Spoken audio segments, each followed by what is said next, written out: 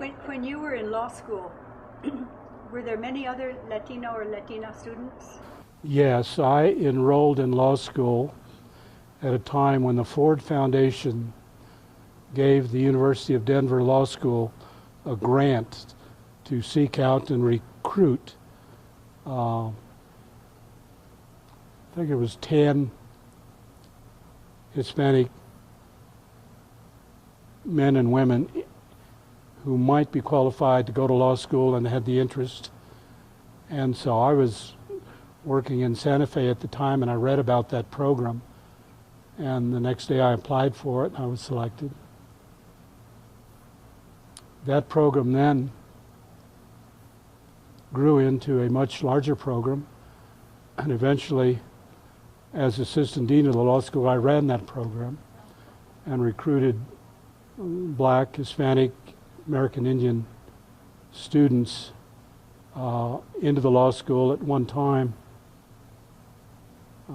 we had as many as 100 Black, Hispanic, and Indian law students in the law school. After I left the law school, that program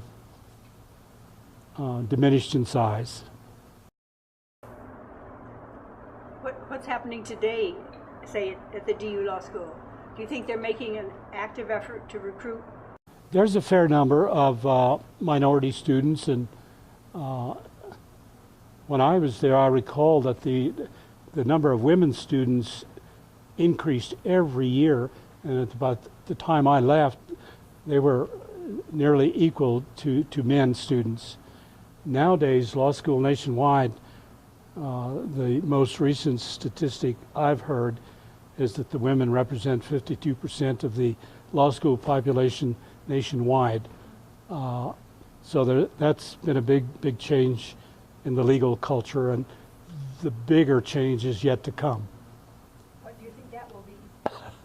Well, as all these women graduate and take over making decisions that men aren't able to make wisely, I've always thought that, using my mom as an example and some other women I've had the good fortune to know, that women think differently than men and are better problem solvers. Yolanda will agree with me. I do. Are there a lot of young Latinas going into the legal profession? Yes, a fair number.